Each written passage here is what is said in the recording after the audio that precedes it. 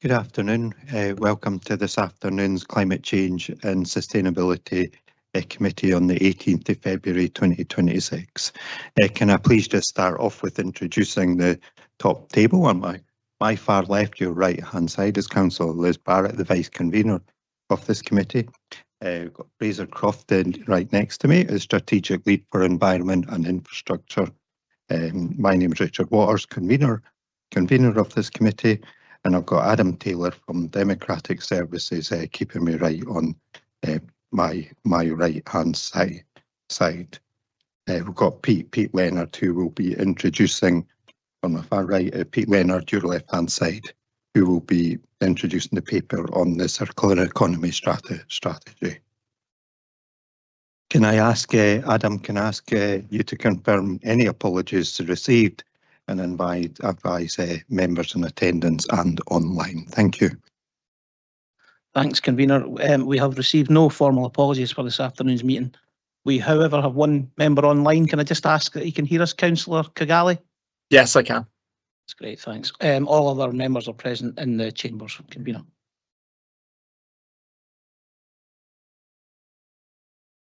Thank you, Adam.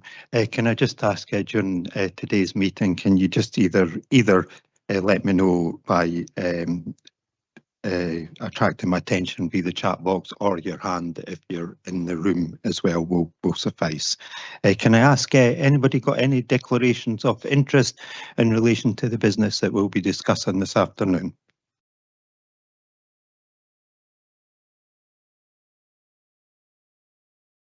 Perfect, thank you very much. Can we agree the minutes from our last meeting, which was held on the 10th of November 2025?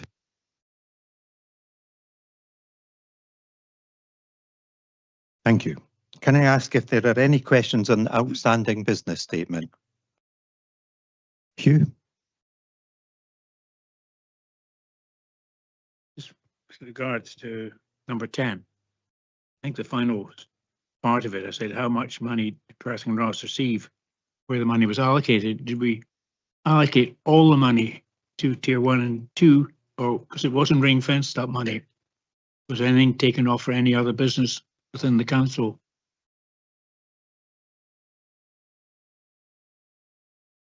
Thank you. So the briefing note issued by Michael Finlay to elected members gave a statement on both Tier 1 and Tier 2 funding.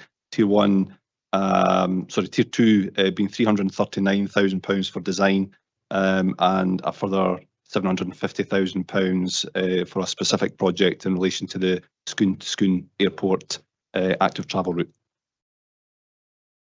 And that was the total money we received from the Scottish Government under that? Yes. Thank you. Thank you. Following on for that, are we happy to note and remove the completed actions from the outstanding business statement?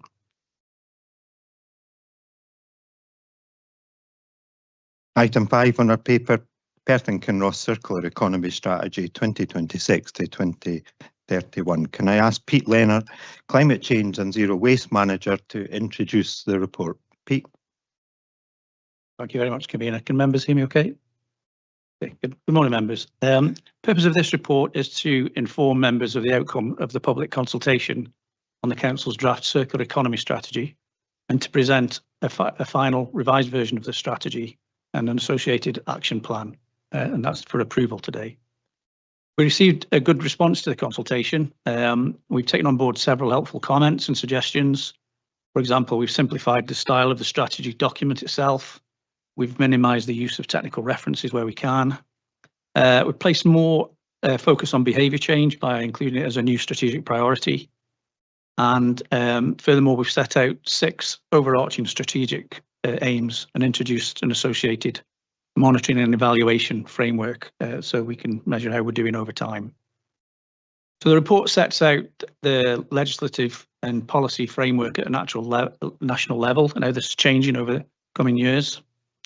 And that's set out in the Scottish Government Circular Economy Route Map. It sets out a number of policies which are going to be looked at over time. And several of these policy areas are likely to have a significant impact on how we deliver services to our customers. and the report gives some examples of these. We expect to see the introduction of statutory targets in the near future, and these will also form the basis of additional performance monitoring over the coming years. Notwithstanding the policy development timeline, there are some policies that we will need to develop over time.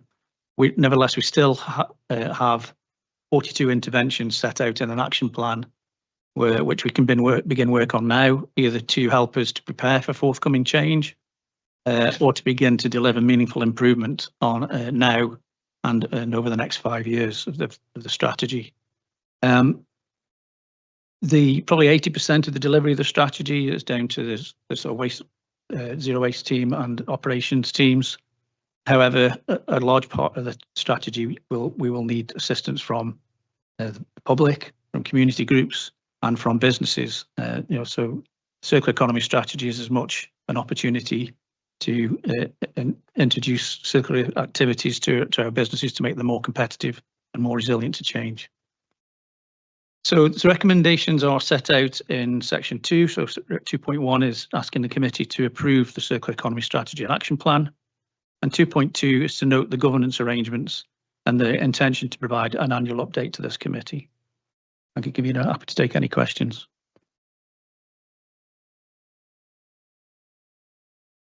Thank you. Thank you for that. Do we have any questions? Hugh? It's a problem we've had in the rural areas with a non-collection of green waste. Is that planned to extend to do that?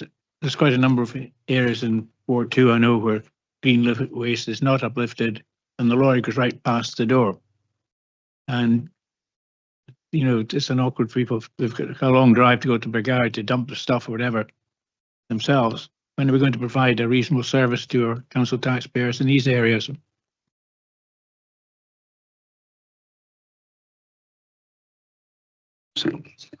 Yeah, thank you for your question, Councillor Anderson.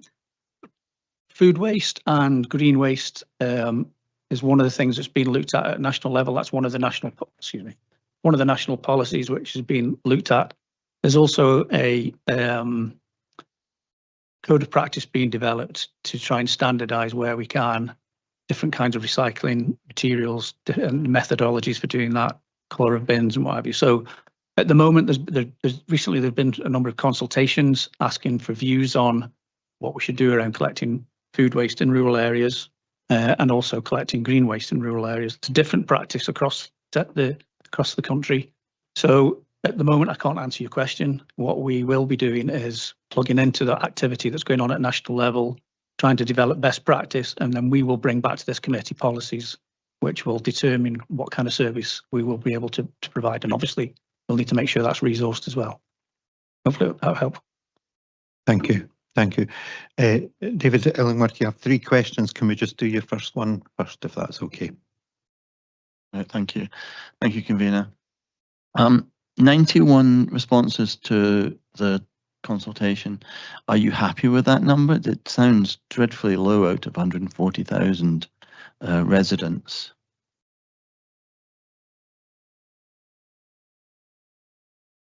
I think I would always like to have seen more. So it's always difficult to engage with the public on a number of things. The 91 was the result of the online consultation. So we did put a lot of effort in promoting that through our various channels. And we did get some useful insight. What we also did, though, we did a lot of internal discussions with teams from across the council. And we also met with some of our partners. We did a special business forum, and again, we got some really useful insight from that business forum. So yes, we could have always liked to have seen more, but I think what we do have is enough for us to be getting on with. And I do imagine that when we start to implement changes, and we'll probably consult on introducing new policies around that, when we start to do things which are a bit more real for people in terms of how it's going to change the service they get, we may get more engagement at that level. Thank you. Thank you. Councillor Grant-Stewart. Thank you, convener. Climate Connect had a number of events throughout Perth and Kinross, and another funded by the Scottish Government and supported by Perth and Ross Council. They were looked like really good engagement with the public, and they did have a PKC tabletop. Have we had any feedback with regards to that? I've not had any particular discussion with Climate Connect at the moment, but it is on my list of things to do. I have seen they've done a very good document around the response to the Scottish Government's climate change report, of which the circular economy is a significant part. So I've seen some great feedback from them. So one of the things that we will be doing is very much engaging with Climate Connect on and we already are, but from a zero waste perspective and a circular economy perspective, I think there's more we need to do there. Thank you. Councillor Noah Kugali. Thanks. My question was also on the consultation. I think that 0% number of people under 24 engaging is obviously pretty stark. I don't understand how we can say in any way that that's kind of an acceptable bit of consultation, because it leaves out a pretty significant portion of people in my age group, I suppose. My question, I suppose, more directly is, I just want to be reassured that we are taking learnings from that. And despite a consultation being hosted online, that doesn't necessarily mean it's being promoted well or properly. I appreciate we can't force people to engage, but what lessons are we taking from that 0% number in particular? And how can we move forward in a way that is more engaging with, or clearly by the numbers, both men and younger people? Yeah, thank you for your question, Councillor Kugali. One of the things that we are doing is we are working with our schools in terms of schools recycling project, which is, and I understand that's only going to be school age pupils that we're reaching, but nevertheless, we know from previous seminars with the conferences, with the schools, that recycling is one of the things that is on their minds in terms of priority. So we have got a project where we're working with all of our schools to improve the recycling there. So we hope to improve engagement, not just on waste, but also on wider things around the environment and climate change. So that's one thing we will be doing. In terms of reaching the sort of early 20s, 30s, that's something we're just going to have a think about and work with our community-based partners, I think, to try and get some of those messages out. And I do again think that people will perhaps engage more when they have a bit more of a clear understanding of what the actual impact is going to be. Some of the things, or quite a lot of this report, talks about things that are perhaps conceptual to many people, unless you're in the industry. So I think when we start to get into the reality of things that's going to impact people, we might get more engagement. Thank you. Grant Lane. Thanks, convener. My question was basically the same as Councillor Kilgally's. I'm slightly out with that age group that he's involved in, the under 24s, just a little bit. But I do have children under that age. I find it strange that we can't get them to engage, and it's maybe the way that it's done. It would be really important to engage with them, because they seem to be, some of them, a large proportion, are very in favour of recycling, and the whole of the Perth and Kinross is doing a fantastic job in recycling through the grey bins. So I don't know if we go through climate change cafes where they've got a lot of input and younger speakers as well, because it does seem to be, when you see the rise across national politics of the Green Party, and you look at their where their votes are come when it's broke down age, it is that sort of age group. So it must be difficult, but maybe we have to make it more proactive and show that their input is going to make change rather than just another survey. But I don't know how you do that. But I'd hope you look at ways of doing that, and can you give comfort to the committee that you will do it in any surveys, etc., moving forward, consultation moving forward? Yes, we will definitely look at different ways of engaging. I want to bring Devindy in here. I think she's got something to add too.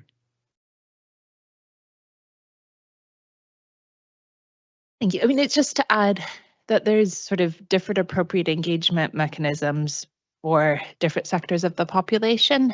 So one of the ways we have been engaging with the young people is through the Youth Climate Conference, which happened this year just after the sort of the formal online engagement. But I suppose this is probably a consistent issue we have across council surveys, that online engagement isn't the sort of preferred way for sort of young people to engage. The other thing that we built on as part of the survey was earlier in the year, or earlier in 2025, Bertha Park organized a school's circular economy conference. So several of the officers who were involved in writing the strategy went to that and sort of heard that. But I suppose it is around looking how we engage with them. As Shift, the Climate Commission, has rebranded. They currently have 2 younger members, but they're looking to sort of expand, and we'll be using them also as a sort of sounding board for sort of key pieces of policy going forward. So those will be a couple of different ways, but we're always looking for sort of new and appropriate ways to sort of engage young people. Can I just have a follow-up? No, Please do. thanks, Davinder, and I appreciate that. So maybe 3.4 could have been explained that in more detail than just focusing on the online stuff, because I'm looking at the number of Facebook views, etc. So it has got a reasonable reach. And instead of making it just the headline of that's the 91 responses, it could have been the 91 responses online, but there was much further engagement taken on board throughout the thing that would have given us a more of a holistic understanding of what's there. Would that be a... The question was there. Yes, we could expand on question 3.4, on what's been put into 3.4. Thanks. Thank you. Just to add to that, I think it is a fair point, obviously, both in terms of how that's set out, but what I would commit to take back to our corporate communications and engagement team is understanding how this looks like across other consultations. And I think that's the key thing here. Is this is one particular consultation we've carried out, but how is that playing out in the wider sort of consultation space? So happy to take that back to Lisa Potter and her team. Thank you. Thanks, Fraser. Councillor Ken Harvey. Thanks, convener. Thanks very much for the report. It's really interesting, very, very well written as well. I've just got a couple of questions. You might not be able to answer them. I'll go with the first one first. It's point number 21 in the actions, which is down on page 27. And the first one of them is commission a circular scan of PKC activities. Now, I know that that's not due until next year, but in background, do you have any ideas of what activities we might be able to kind of leverage to kind of help us out with this at all? Thanks.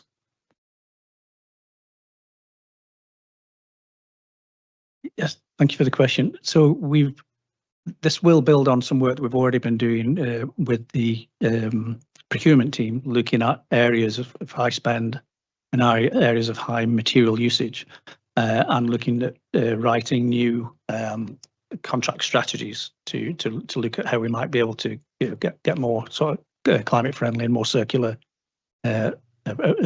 approaches into that procurement going forward. This is what we intend to do more widely, though, is have that conversation. We've already started as well as part of the consultation for this paper, is to have consultation discussions with colleagues about areas of high use materials. So, for example, in building repairs, kitchens, bathrooms, that kind of thing. We've already had a lot of found that we've got a lot of existing good practice in roads recycling material. So the Tayside contracts are really, really good at recovering material and treating it and reusing it, and in some cases selling it on as well to other people. So there's some great existing practice. We want to showcase that, and what we want to do is to have conversations with people to understand where's their high volume, and to look to see, is that using virgin material or can we use more recycled material, and just work our way through that. But also there may well be some materials which are very, very difficult to dispose of, and we might want to look to find alternatives to that. So that's what that scan will hopefully show up. So it'll help us to understand the priority areas where we can spend our time to make the biggest impact. Okay, thanks. That's a good answer. Thank you. Ken, I know you've got a second question, but I've got other people with second questions unless it's related. David, to your second question. Great, thank you. Do you think circular economy strategy is a gripping title? It sounds like something that a bureaucrat has made up. I can't see how it's going to engage with the under 24s. Is there a better word for it? If we could go around the room with this one and ask everyone and see if we can. I think it's something that has been raised in many forums about the. It is very much an industry or professionals kind of term, and it doesn't really hook people in terms of imagination. So we will need to give some thought to that. I think to when we're bringing things through in terms of other policy, we might want to think about more of a not a brand exactly, but a different way of explaining it. I agree. And I think any input in that I'm sure officers would appreciate from across the board with that. And Noah Kigali, you've got another question. Yeah, on the engagement again. I don't want to over-egg this. I'm going to do my best to phrase it as a question rather than as a I suppose statement of slight concern. But when we've just been talking about the youth engagement again and those in-person opportunities to engage, the only kind of forums that we've spoken about there are ones where you'd expect instinctively that they're going to kind of agree with your plan anyway. And I am just slightly concerned then that if we're just relying on online engagement, which obviously isn't going very well, and in-person engagement in those forums, so climate cafes, etc., all you're going to have is a reinforcement of your own view. And I just want to be reassured, and I suppose the question is, how can you reassure me that we are genuinely pursuing a broad range of opinions in not necessarily just using those forums where you'd expect that they instinctively agree with one's position anyway? I hope I've made that clear. Yeah, no, thank you. That's a good question. I think it's worth reflecting the fact that the strategy has a number of purposes. I guess one of the main ones is to make sure that we are compliant with government policy and the legislation. And as the report sets out, that is something which is being developed over the next 5 years. Quite a lot of things are happening in the next 2 to 3 years. So a lot of what we are going to be doing, we are going to have to do. And the element of, but we will have an element of choice perhaps about how we do that, and that's the bit that we will consult. That we'll want the views of our residents to say, these are statutory things that we need to do.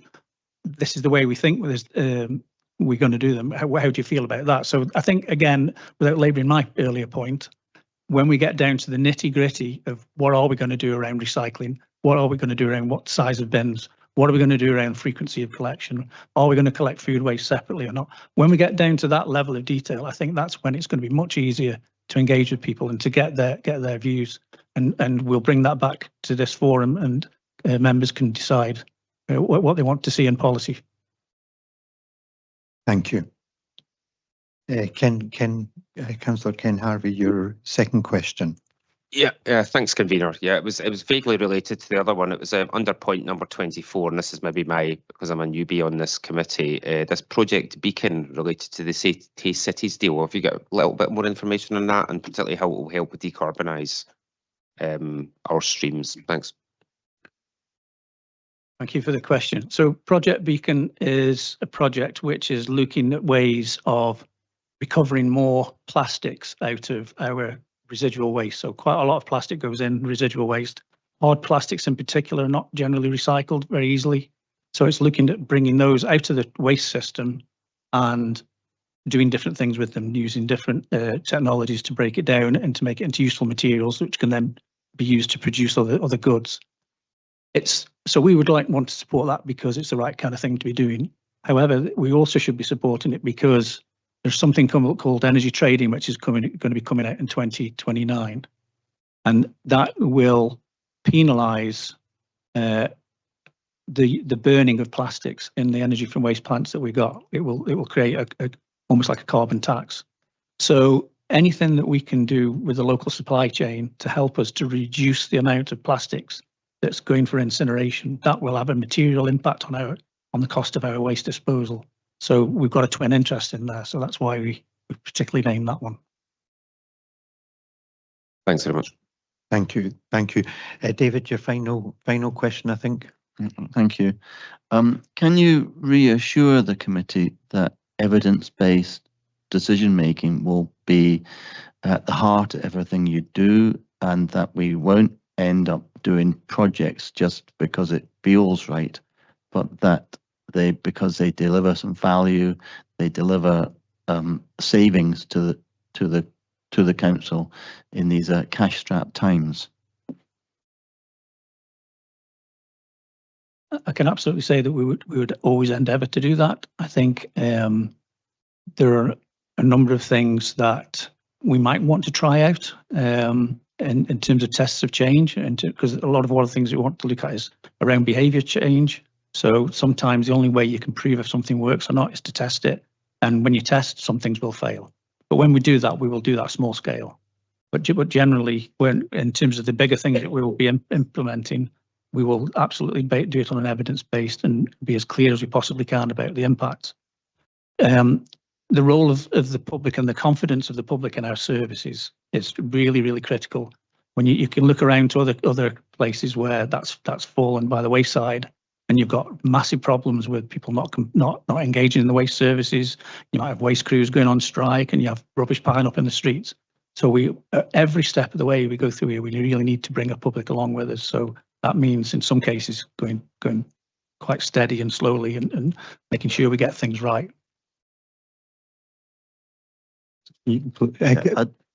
Well, on replying to the question, I don't want to create a situation where we reduce innovation or avoid innovation, but it is clear that if we are going to do something different, we need to be clear that it's of what benefits we're going to achieve and whether we achieve them or not. Thank you. No, absolutely, David, and I'll let you off with that comment, given the appropriateness of it. Councillor Jack Wells. Jack. Thank you, convener. It's just to get an understanding of, if you like, of the waste as an issue and a topic within Perth and Kinross, out with, if you like, the waste that we as a council are actually responsible for, both a statutory responsibility for, and maybe sort of take on board to deliver services in an area that we don't have statutory requirements for. So, are we managing 30% of waste, 40% of waste, 50%? And in terms of who then covers off waste that we don't deal with, are they similarly aligned around the circular economy, and again just the opportunities to collaborate? I'm obviously familiar with what been done with bin group, etc., but it's just to understand what portion of overall waste we actually deal with as a local authority. Thank you. I'm afraid I don't have the answer to that question in terms of market share of non-municipal waste. I don't know if we have it, Rory. Sorry. I think it's about 17% that we've got the market share of commercial or non-domestic. So those figures are a couple of years old, so I don't know how up to date they are, but our customer base has stayed fairly level, so it should be fairly accurate. As far as the other providers go, we have a good indication of who's working in the area. If you mentioned, we've got Ben, we've got NWH, Veolia, and Biffa, which are the main other ones. There are a few small scale people as well. Most of these companies are national companies, so they are fairly aligned, but they also have money making in mind as well. So they're not so much always looking for circular economy. They'll look to push recycling, but they won't always be looking at reuse because that's not always where the money is for them. But a lot of them are national or multinational companies. If I could just add, in terms of the collaboration piece, we are talking with a number of local waste providers around how they plan to meet some of the challenges in the project. So the ETS example is one around there. The other one is around the packaging extended producer responsibility. So we're working with our current provider to gather as much data as possible. They're using AI and digital means of measuring to provide us with data, which will help us in our negotiations with PAC UK to hopefully get a better deal on that. So there's a lot of conversation going on during this. It is a massive period of change, and we're having those conversations as well with Zero Waste Scotland and with Scottish Government. So each of us in the team are plugged into various working groups to make sure that we're aside everything that's being developed. Thank you. That's helpful. It's really just to understand that, again, there may be areas that we want to collaborate in, that we're too small to do something ourselves. There may be areas that we want to sort of, opportunities that we want to grow into that offer, future money generation activities to support the overall service. But, as you mentioned in the report, it's a very dynamic area, and I just wondered, effectively, the purpose of the question was just around this aspect of understanding the director of travel to position ourselves most effectively. Thank you. Thank you. Thank you, Jack. Any further questions? Grant. Thank you. Much has been made in the appendix about behaviour change, and we had the implementation of the grey bins. Is that, thinking about the grey bins, are we ahead of our expectations and of some of the lessons about that behaviour change, of the implementation of that? Is that showing that behaviour change is doable with looking at our recycling economy? Yeah, again, I mean, the actual implementation, it took place before I arrived, but I was a Perth and Kinross resident. So from the perspective of a customer, I saw something that was being communicated very well. It was happening over a very specific timeline, and from my perspective, it happened without any problems, and it just needed a small amount of change on my behalf to make things work. So I thought that was a good example that if you're clear about what you're doing and why the reasons why you're doing it, then people will generally tend to do the right thing. Now I know that some people have more difficulty in engaging with that, and I know the team spend a lot of time working with people to try and help them to recycle better, whether that's different containers or sometimes just explaining things a bit better. So yes, that was a particularly good example, I thought, and again an example of when you've got something concrete, it's much easier to bring people along with you, I think. Thank you. No more questions. Thank you very much, Pete. Thank you very much to yourself and the whole team for the huge amount of work that's went in. This high level strategy is exceptionally important within the council that we get this right, and then we move on to more detail. Very much listening to the comments on the engagement side, and I do tend to agree. I think when you get tangible things on the ground, I'm sure we'll have a lot more people that will feed back into the process, but that's not to be complacent. We do continually need to work within the council to improve our consultation and how we're getting the message out there, especially as the last question on behavioural stuff. This report seeks approval of the Perth and Kinross Circular Economy Strategy and Action Plan for the period 2026 to 2031. The implementation of this strategy and action plan has the potential to be transformative for Perth and Kinross, helping our economy to grow, reducing living costs for local residents, supporting our environment, and helping to bring communities together.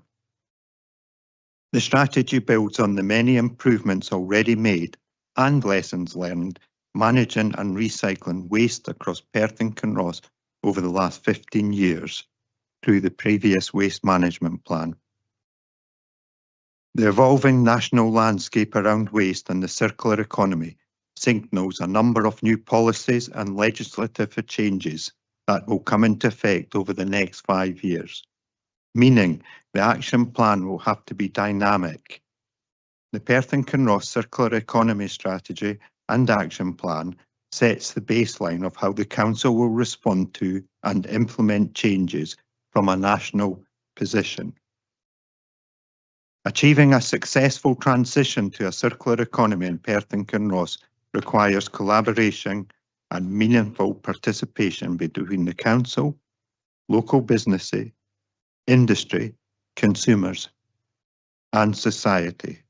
Building communities where everyone understands how to use resources responsibly and reduce waste, while at the same time growing the local economy and creating jobs in a way that improves our quality of life and protects the environment. I am happy to accept the recommendations in the report and move the report for approval. Can I ask Councillor Barrett to second? Thank you, Convener. I look forward to us all working together and to engage and inspire everyone to deliver this strategy and action plan, and I'm very happy to second approval of the report. Thank you. Thank you, Liz. Any comments? I've got Grant Lane down first, assuming that you still want to give a comment, and then David Illingworth. Grant? I forgot to put that in actually. So thanks, Bros. It's a really interesting report, and it's something that affects every single resident is when it gets down to basic waste collection. And I think we do it. There'll be 100,000 people happy every week, and there'll be 3 or 4 people that hasn't been in. We only hear from the 3 or 4. So I think the team that's put this together and the team that delivers it is fantastic. If you go back to when I was young, this is way before Noah and many other people in here, when the bin used to be a metal bin that gentlemen came and put on their backs and carried and down to the end of the road and put on. Things have changed. Maybe not the most exciting of services, but it's continually evolving. If you look at that from the early 70s right up to where it is now, it's a totally different ball game.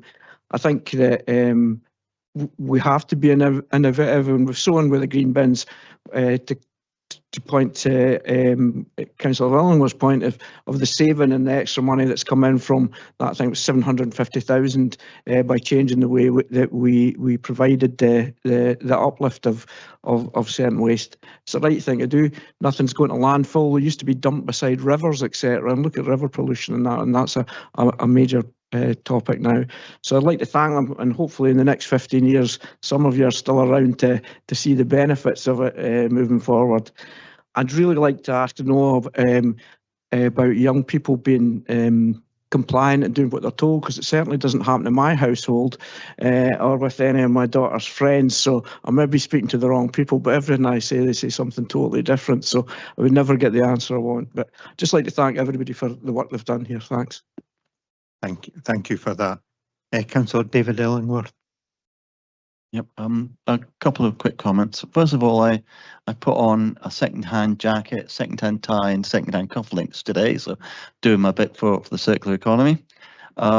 Second thought is that the bin men and women who turn up are always really chatty and helpful, and they do a great job, as Councillor Lang says, and surely he knows by now that it's children that have the upper hand in the family, but you know, maybe not in his house. And the third thought is that this is a good, strong report, and welcome the initiatives within it. Thank you, David. And Councillor Grant Lane was nodding his head about who has a real upper hand in the household, and that's what I said. Actually, I think David misinterpreted what I said. I wish I had control in my house over the younger people, but that's a different discussion. Thank you. Any further comments? Any amendment? Can I ask that we agree the recommendations in the report? Can I just say that I think everybody within here, if you take it back to right down the line, the people who've drawn up the strategy, but also the people who are delivering on the ground, our thanks for what they're doing for the people of Perth and Kinross. And I should have said that when I was going, but I think everybody in here agrees. As David has said, they turn up in all weathers and do their job. It's fantastic. And to our residents and consumers who sort through their rubbish and get them in the right bins, which give us the huge savings we make with the grey bin. You know, if it wasn't for the compliance and what our residents do, we wouldn't be able to make that saving. So across the board. So just again, big huge thank you, Pete, for coming and presenting, and for the whole team for all the work with that. So again, thank you very much. You're free to stay or you're free to go. I'll leave it up to yourselves. I am going to pass on to Councillor Liz Barrett for the next paper, which is the tree planting policy. Thank you. Thank you, Convener. I'd like to ask Annabelle O'Connell, who's the Senior Green Space Officer, to introduce this report when she's had a chance to get herself sorted out.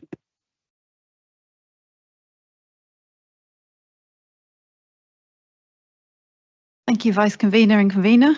Everybody hear me okay? Great, thanks. So I'm delighted to present to committee this tree planting policy today, produced by my team for your approval, hopefully today. So the aims and objectives of the policy are manifold, as well as becoming a part of the Council's tree management strategy, which itself contains the approved tree management policy and ash dieback strategy. As a guidance document, the fundamental principles upon which we've built this policy are, and in no particular order, but first of all, right tree, right place. And then secondly, the principle that trees are essential to our lives. They are key contributors to good quality of life, healthy biodiversity and ecosystems. They sequester carbon, they're a huge benefit to public health and an essential part of our much loved landscapes and parks. As the climate is changing, they mitigate the impact of this. They improve air quality, flood mitigation, erosion control and shade provision as well. And likewise, with a well-selected and diverse mix of species, we can future-proof as much as is reasonably foreseeable. Trees can also, however, become problematic, not due to their nature, but due to decisions having been made with their planting without fully considering the species and its properties, the properties of those species within the context of their planting. So nuisance and damage can occur as a result of this, and then all of the costs and the problems that flow from that.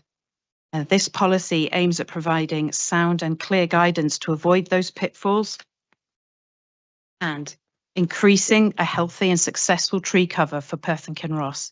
So it is for all council staff and volunteers planting on council-owned land. The policy has clearly laid out sections per planting context. So, for example, recreation parks, cemeteries, residential and urban contexts, as well as trees within our Grow Wild areas and green corridors. It also contains a section to address choosing natives or non-native species in the right context and for future resilience, as mentioned earlier.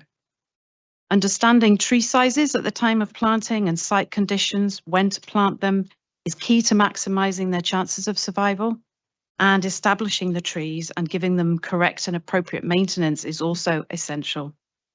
So the policy features useful reference tables to that end that summarise all the key factors to consider per tree size, as well as pointing the reader to our very own tree stock at Westbank Nursery. There is detail on how to protect the trees at their most vulnerable stages so they may have every chance of surviving and thriving as they establish and grow. There is also a section on memorial trees that points to a separate policy document which is actually forthcoming, where we'll provide much more detail on this as it's an increasingly popular request. The document points to the all-important and useful resources such as British standards, a list of native tree species as well for reference, and volunteering opportunities. And I would also like to add that once the contents are approved for this document, it will be reviewed for accessibility in terms of how it's presented and the colours that are used and those sorts of matters. And I would also, I'd like to add just a small note that both my colleagues who worked very hard on this policy, Callum Batchell and Magnus Morgan, are unfortunately quite unwell and not able to attend today. So, however, myself and Andy are here to field any questions and answer as best we can. So thank you very much for your attention. Thank you, Annabelle. And I see 3 questions on the report so far. Councillor Kigali. Thank you. My question is on the impact that section 3.10 will have on the reduction in developable areas of sites and the impact that could have on future housing provision. I suppose, yeah, my question is, what do we know what impact it will have if there will be one? My thinking is obviously it might reduce the developable area of sites, and that obviously in the long term would reduce the number of new homes that could be built. Thank you for your question, Councillor Kigali. I should probably clarify that this policy is for existing council land and existing trees. So developers would be referring to, as it's in section 3.9. Oh, sorry, is that right? Apologies, that's not the right section. Yes, it is, sorry, 3.8 actually, council land within residential areas. So this advice and guidance is specifically for existing sites that belong to the council. Guidance for new developers and new sites are referencing the open space provision for new developments, supplementary guidance. So this shouldn't impact that. Thank you. Councillor Grantling. Thanks, Vice Convener. I think this is really important because in the past, and we have areas that I get quite a lot of complaints in, is where we've put the wrong trees right next to people's houses, rubbing against the windows almost and rubbing against the guttering, etc. And that's in council land. And when we go through to ask if it can be done, we don't do anything. And it's, you know, it's touched right against the wrong trees all the time. Is there any retrospective work going to be done with green space, or don't think enforcement's the right word for enforcing it on our own housing stock, but whoever manages that space, so that we can overcome the problem, not in the future, because I think this is really good and it's a sensible approach. But we've got trees that are 20, 30 feet high, right next to somebody's window in council housing. I just don't think it's able just to say, no, we're not going to do anything. Thank you for your question, Councillor Lang. So we have actually carried out some remedial works in some areas. We entirely surveyed an area in North Muirton, and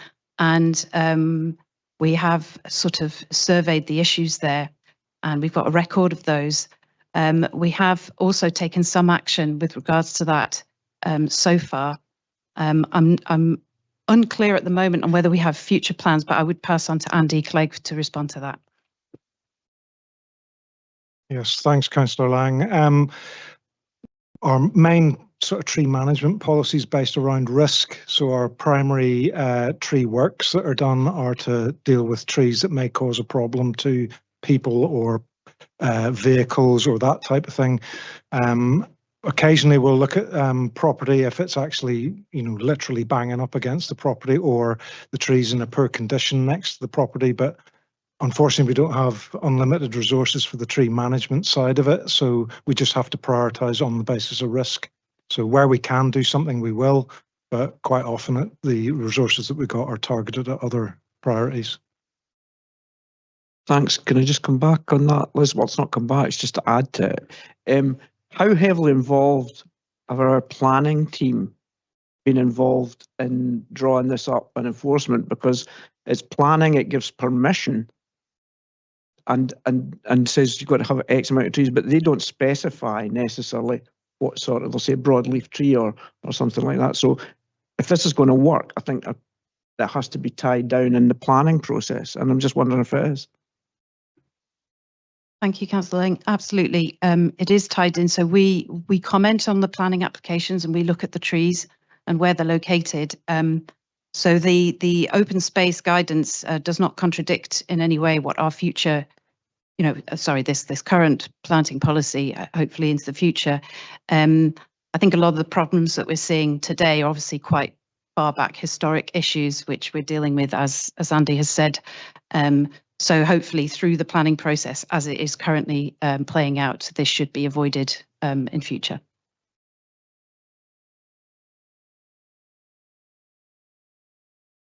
Thank you. Deputy Provost. Thanks very much. I think Councillors Laing and Councillor Kigali have both actually alluded more or less to the point I was going to raise, and that is the matter of extending this policy to the planning area where new developments are undertaken and we inherit, if you like, the planting that has taken place in those areas. And I suppose my question is,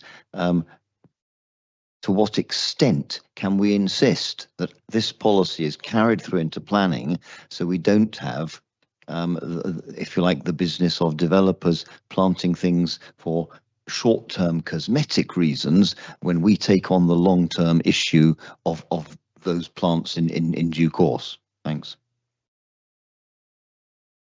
If I could refer that question to Andy, please. Thank you.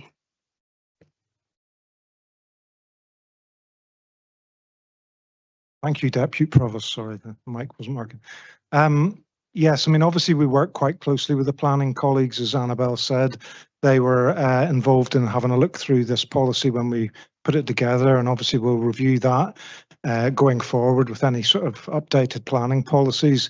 Certainly on any sites that developers come forward with that they're asking us to adopt, we will make sure that the trees on the plans that they submit follow our policy, so we avoid that problem. And hopefully any other sites that are being approved, they will also take cognizance of the policy going forward on those particular sites. Thank you. Councillor Illingworth. Thank you. Thank you. As you say, trees can be absolutely wonderful and bring a myriad of benefits to everybody in society, but occasionally they're a blinking nuisance. They block people's lights, they stop people's TV reception, and sometimes they're on council land. And when I say occasionally, it's like once every couple of years I get a request to do it. I think, yeah, we can't do anything about that, the council policy. Can we have a policy that is more pragmatic? We have gazillions of trees in the county, and losing 2 or 3 would make a big difference to those individual households that they lose the ability to use a garden properly. Thank you for your question, Councillor Illingworth. Yes, thanks, Councillor Illingworth. I think that would be part of a review of our tree management policy that we've got at the moment that was committee approved, and looking at what we do with existing trees and how we manage those, rather than this paper's really promoting how we should be planting trees going forward rather than how we should manage existing trees. So, but we can certainly have a look at that. I think that would be probably the next policy that we review. Thank you. Councillor Harvey. Yeah, thank you, Vice Convener. Thank you very much for the report. It's really comprehensive, and that's what my main question is about. Was this report developed yourself, or do you use a background basis for this from some kind of larger organisation, or I'm just mailed it for Perthshire, or is this kind of mostly your own work? I'm just interested in the background to this. Thanks. Thank you for your question, Councillor. Our Tree and Woodland Officer is a professional arboriculturist, and he has used, obviously, wherever there are British standards, that's really one of the basis of one of the main sources of background in all the arboricultural professional bodies. So, and we've also worked very closely in consultation internally with, as you know, all of the relevant teams, including the climate change team and the planning teams, as Andy's alluded to earlier. So really, those that is the backdrop for everything that we've pulled together here, and his years of experience.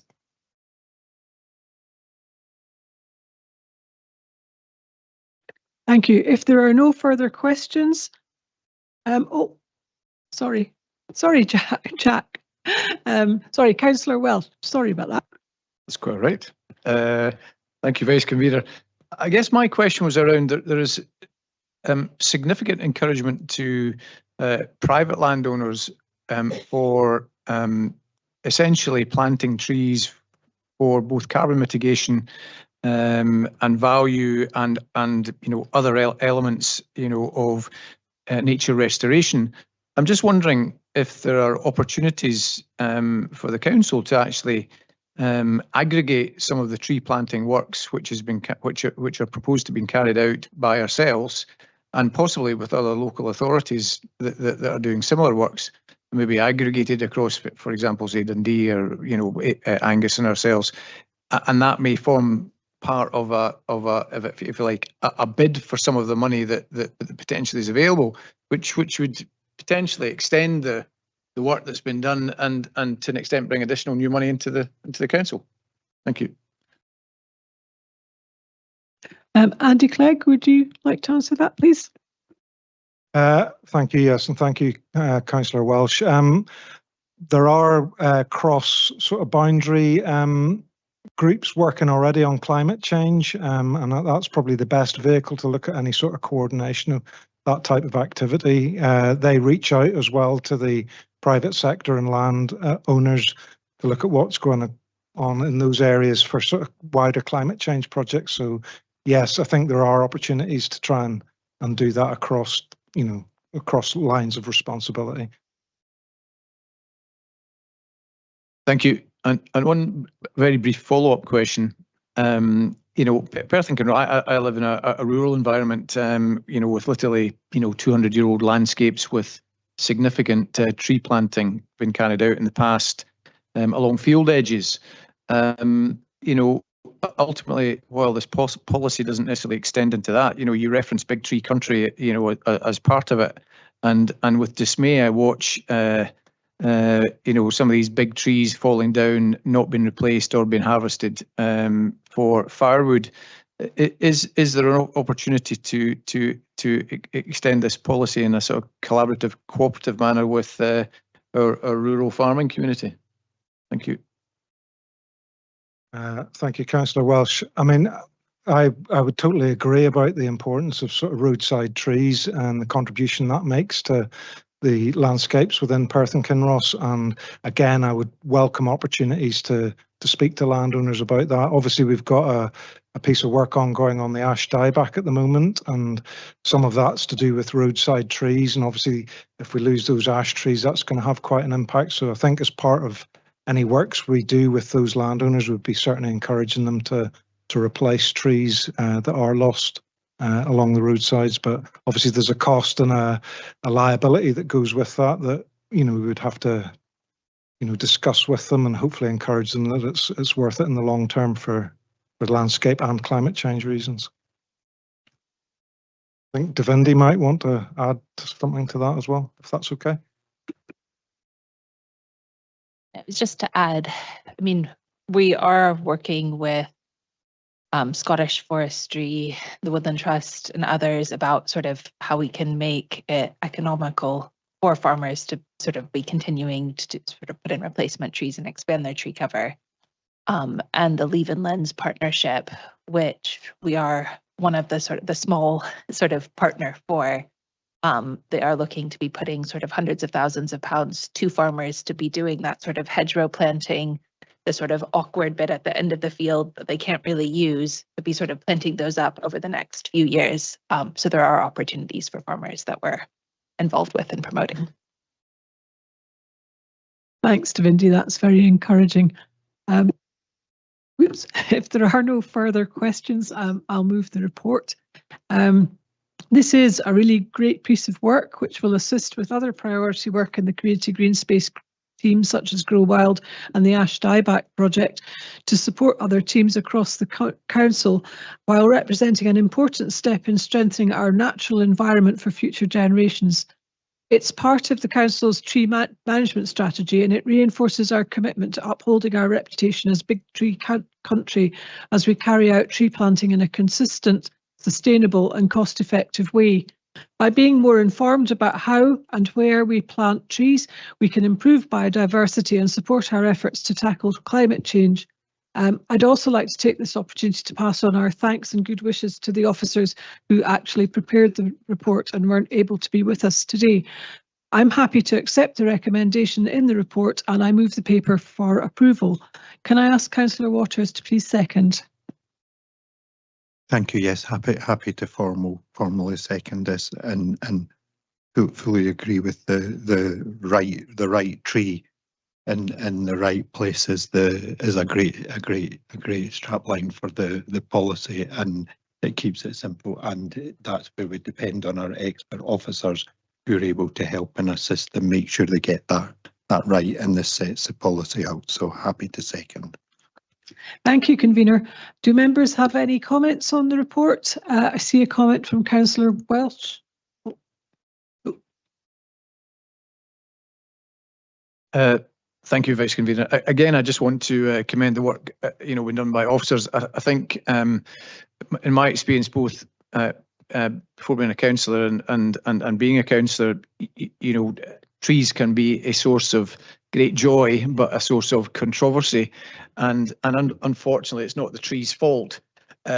So anything that provides guidance for both our citizens, but importantly for officers to both support the work they do and defend the work they do is absolutely to be recommended. And as I say, I'm very supportive of both the report and hopefully the work that will come from it.